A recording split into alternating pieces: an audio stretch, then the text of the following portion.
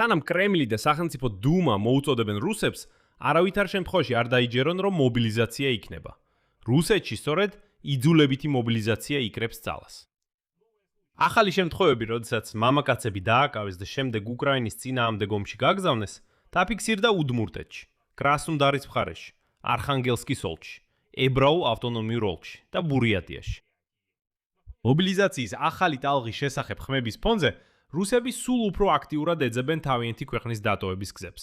ივლისში საცხოვრებლის შეცვლის შესახებ საძიებო მოთხოვნების რაოდენობამ მაქსიმუმს მიაღწია 2022 წლის შემოდგომის მობილიზაციის დროიდან. და თვითონ მობილიზაციით დაინტერესება ერთ თვეში თითქმის 3-ჯერ გაიზარდა. გარდა ამისა, რუსები მასობრივად იღებენ თავიანთ დეპოზიტებს რუსული ბანკებიდან და აქცევენ ჩვეულებრივ ნაღოდ ფულად, რადგან ეშინიათ, რომ ისინი ომის დაფინანსებისთვის ჩამოერთვებათ. ხოლო 18 აგვისტოს, წინა დღეს, სულ ერთ დღეში, საქართველოში 20,000 რუსი ჩავიდა.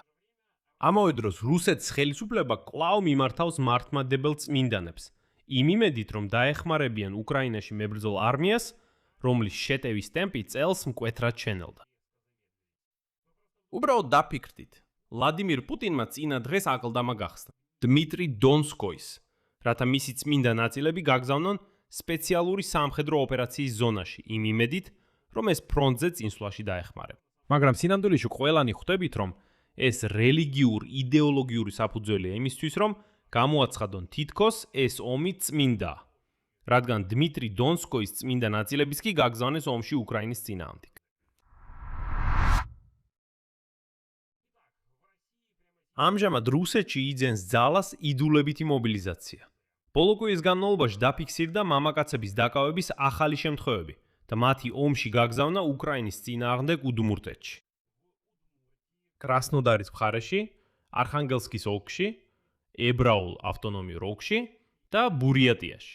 ამას იუწყება რუსული პროექტი სახელწოდებით იდიტელესო, რომელიც ეხმარება რუს სამხედრო ვალდებულებს ომის თავიდან აცილებაში. როგორც პროექტი იუწყება, მხოლოდ 10-დან 18 აგვისტოს ჩათვლით უფლებადამცველებმა მიიღეს 14 საჯარო მიმართვა დაზარალებულთა ნათესავებისგან. კაცებს ქუჩიდან, სამსახურიდან და პოლიციის მიერ დაკავების შემდეგ მიიღავდათ.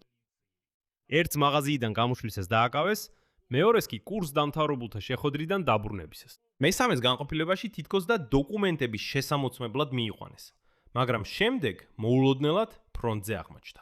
მაგალითად, იჟელსკში მამაკაცი 10 აგვისტოს ქუჩაში დააკავეს და სამხედრო კომისარიატში მიიყვანეს. 3 წლის შემდეგ ის უკვე სამხედრო ნაწილში მიხავდათ როსტოვის ოლქში. სხვა შემთხვევაში უდმურტეთში ნათესავებმა ვერ შეძლეს ფსიქიატრთან აღრიცხვაზე მყოფი მამაკაცის უკრაინის დონეცკის ოლქში გაგზავნის შეჩერება. მისი სამხედრო ბილეთიდან უბრალოდ გაქრა შესაბამისი ჩანართი, რის შემდეგაც აღრიცხვიდან მოხსნეს და აიძულეს ხელი მოეწერა კონტრაქტზე. ნოვროსიისკში პროექტის მონაცემებით დაკავებული პოლიციის განყოფილებაში სცემეს და მისი დისცკნით ნარკოტიკები ჩაუდეს.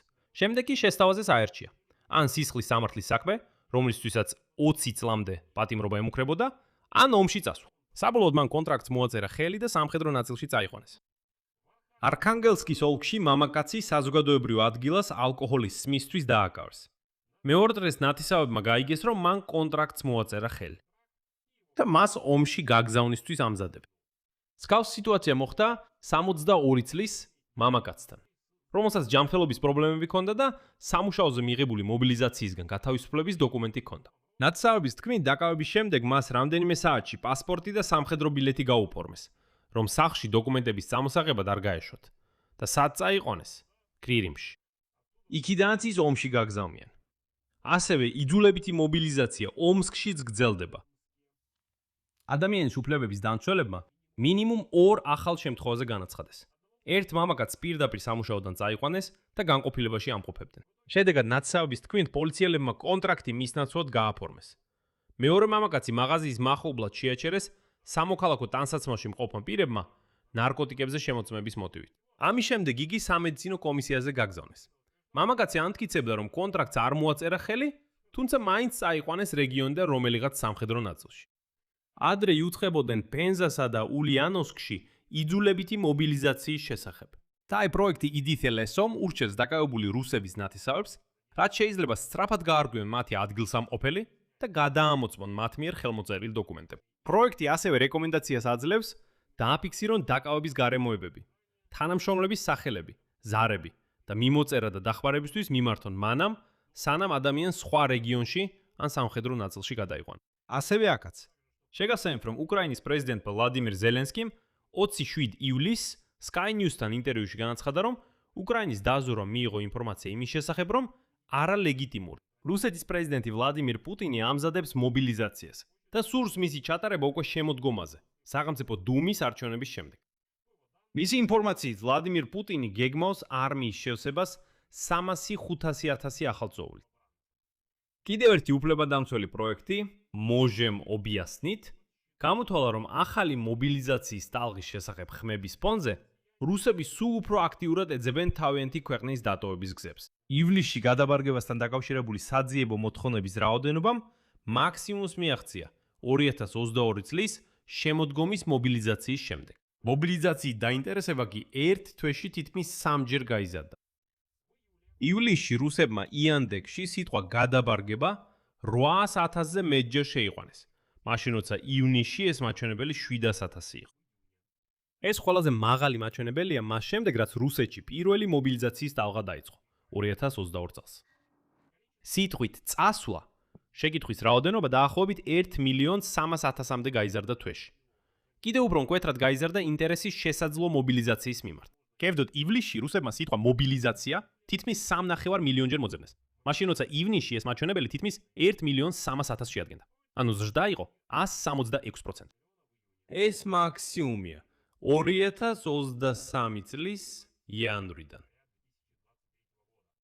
ამავდროულად რუსებმა უფრო აქტიურად დაიწყეს სასტრაფო გამგზავრების შესაძლებლობების ძებნა ვიზის გარეშე. იმიტომ რომ როგორც ვიცით, ვიზის მიღება ახლა პრაქტიკულად შეუძლებელია რუსებისთვის, რადგან ამას თავად რუსეთის ხელისუფლება ბლოკავს. ასე რომ ვიზის გარეშე გამგზავრების მოთხოვნების რაოდენობა ერთ თვეში 27%-ით გაიზარდა, ხოლო ვიზის გარეშე გამგზავრების მოთხოვნა 80%-ით გაიზარდა. ისევ და ისევ ეს ბოლო მაჩვენებელი რეკორდული გახდა მინიმუმ 2023 წლის დასაწყისიდან. ნიშნავენია, რომ იზრდება ინტერესით საქართველოში გამგზავრების ბილეთების მიმართ. ივლისში შესაბამისი მოთხოვნა დაახლოებით 22,000-ჯერ შეიყვანეს. ეს 2-ჯერ მეტზე მეტია, ვიდრე წლის დასაწყისში. გუშინ რუსეთის ფედერალურმა საბაჟო სამსახურმა განაცხადა რეკორდულ მგზავრთა ნაკადზე ზემო ლარსის გამშვებ პუნქტში, საქართველოს საზღვარზე. მხოლოდ 18 აგვისტოს მის გავლით საქართველოს მიმართულებით 20,000-ზე მეტი ადამიანი გადავიდა. მაგრამ აი რა გახდა ჩემთვის საბოლოო მტკიცებულება იმისა, რომ ვლადიმირ პუტინი აპირებს კიდევ დიდხანს იომოს და აპირებს კიდევ მეტი რუსი ივანის შეკრებას იმისთვის, რომ ისინი უკრაინაში დაიღუპო. საუკეთესო მტკიცებულება იყო შემდეგი ამბავი. რუსეთის ხელისუფლება კვლავ მიმართავს მართლმადიდებელ წმინდანებს, იმ იმედით, რომ დაეხმარონ უკრაინაში მებრძოლ ოკუპაციურ არმიას, რომლის შეტევის ტემპი წელს მკვეთრად შენელდა. ბოდიში, მაგრამ ეს ცოტა შემზარავადაც კი გამოიყურება.